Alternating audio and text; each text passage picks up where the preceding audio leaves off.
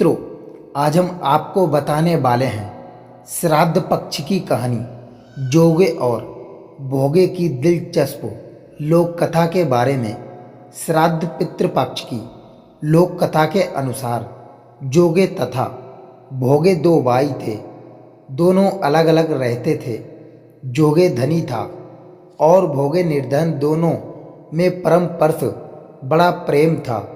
जोगे की पत्नी को धन का अभिमान था, किंतु भोगे की पत्नी बड़ी सरल हृदय की थी। पितृपक्ष आने पर जोगे की पत्नी ने उससे पितरों का श्राद्ध करने के लिए कहा तो जोगे इसे व्यर्थ का कार्य समझकर टालने की चेष्टा करने लगा, किंतु उसकी पत्नी समझती थी कि यदि ऐसा नहीं करोगे तो लोग बातें बनाएंगे। फिर उसे अपने मैके वालों को दावत पर बुलाने और अपनी शान दिखाने का यह उचित अवसर लगा। अतः वह बोली, आप शायद मेरी परेशानी की वजह से ऐसा कह रहे हैं, किंतु इसमें मुझे कोई परेशानी नहीं होगी। मैं भोगे की पत्नी को बुला लूँगी, दोनों मिलकर सारा काम कर लेंगी।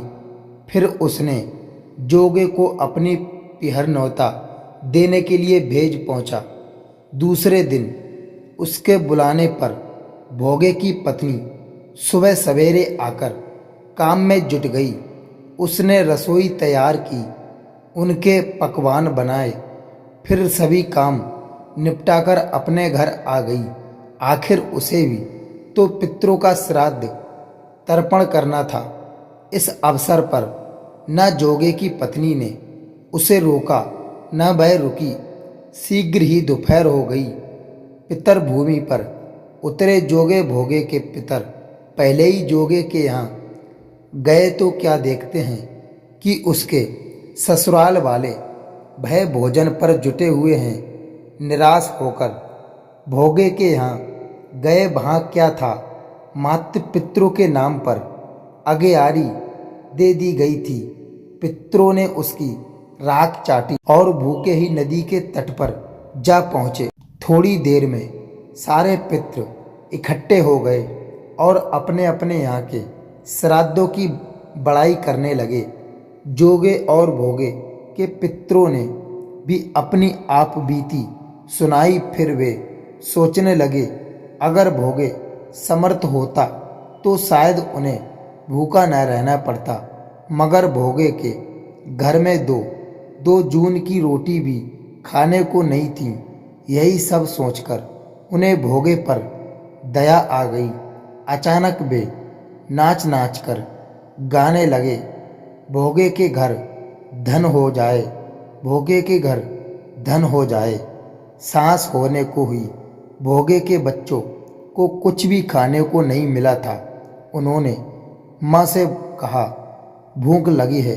तब उन्हें टालने की गारज से भोगे की पत्नी ने कहा, जाओ आंगन में हौदी औदी राखी है, उसे जाकर खोल लो और जो कुछ मिले बांट कर खा लेना।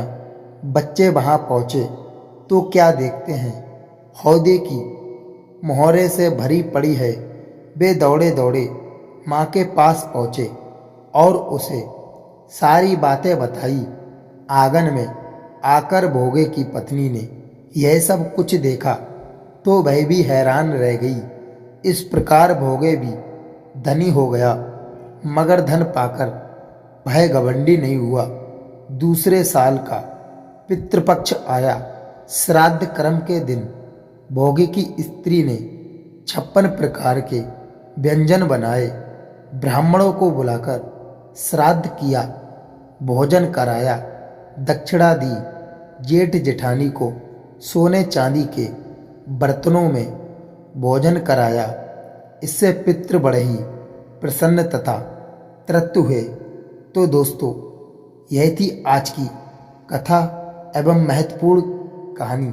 अगर आपको यह सुनकर सीख मिली हो तो वीडियो को लाइक करके चैनल को सब्सक्राइब जरूर कर लें।